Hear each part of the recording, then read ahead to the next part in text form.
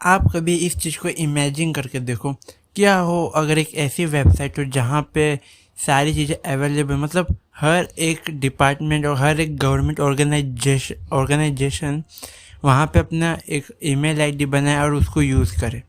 जैसे इमेजिन करो एक नॉर्मल रैंडम बंदा उस वेबसाइट को यूज़ करता है, लाइक एक सिमुलेशन गेम की तरह। अब जिनको सिमुलेशन गेम नहीं मालूम उन्हें अगर आइडिया दूँ, लाइक एक वर्चुअल लाइफ, आप एक गेम खेलते हो जहाँ पे आपकी एक वर्चुअल लाइफ है, एक अपनी खुद की एक लाइफ होती है। ऐसे गेम्स आपको बहुत सारे मिल जाएंगे। एग्जाम्पल के तौर पे मैं थोड़ा हल्का हल्का तो एक GTA वाई सिटी भी तुम ले सकते हो।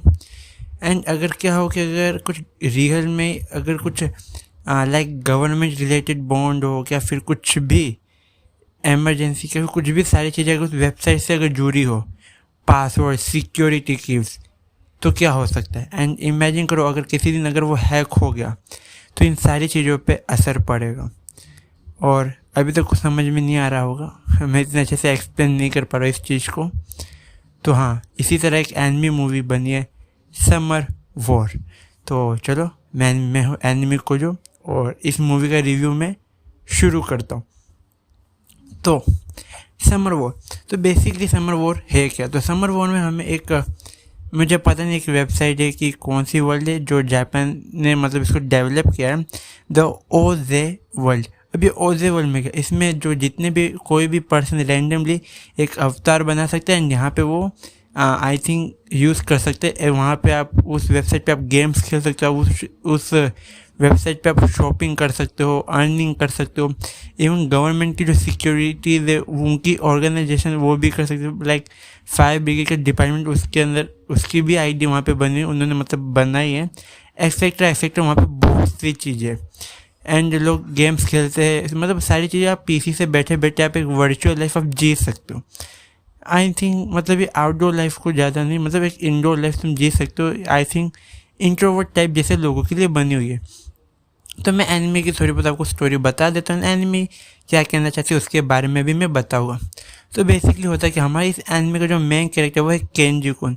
अब जो केंजी कुन है वो मैथ में बहुत ज़्यादा एक्सपर्ट है।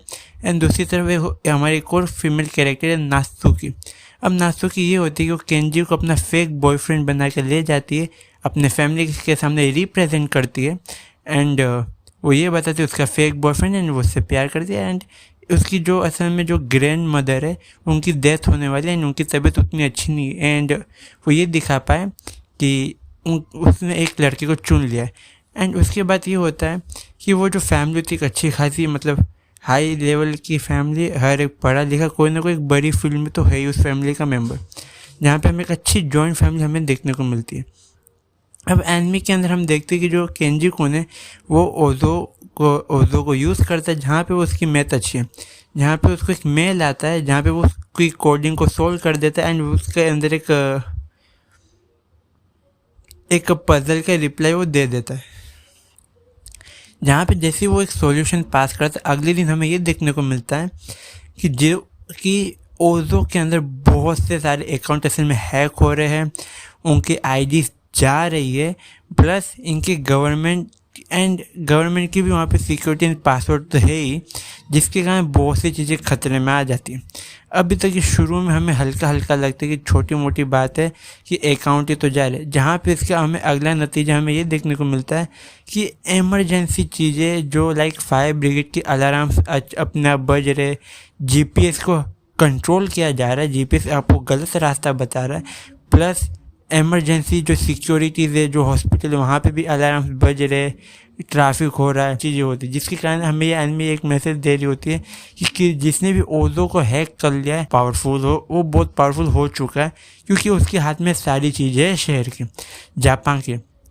इवन जब मूवी एंड होती है तो हमें ये भी मालूम पड़ता है धीरे धीरे एंड पे कि जिस बंदे ने ये कहना वो न्यूक्लियर बम फोड़ सकता है, मतलब किसी के ऊपर भी, मतलब वो न्यूक्लियर बम को भी कंट्रोल कर सकता है। तो पहले मैं एक ही बोलना चाहूँगा, डार्क के व्यूज़ करना सीख लो तुम।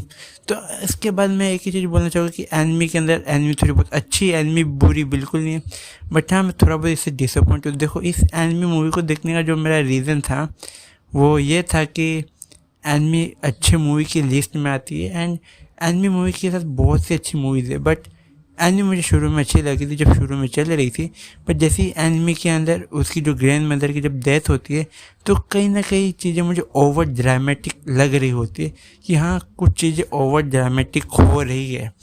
एंड एनिमी अदरवाइज अच्छी है एंड एनिमी मुझे अच्छी लग रही पर्सनली कह रहा हूँ, बट हाँ ओवर ड्रामेटिक कुछ ज़्यादा है।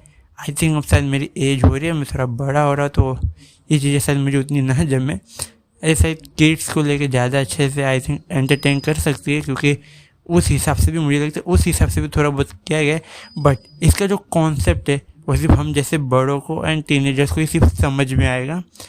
एंड मूवी देखने लायक है, कॉन्सेप्ट अच्छा है, हाँ थोड़ा ओवर ड्रामेटिक है, रिपीट में कर रहा हूँ इस चीज़ को। एंड बस इतना ही था रिव्यू। Tata bye bye.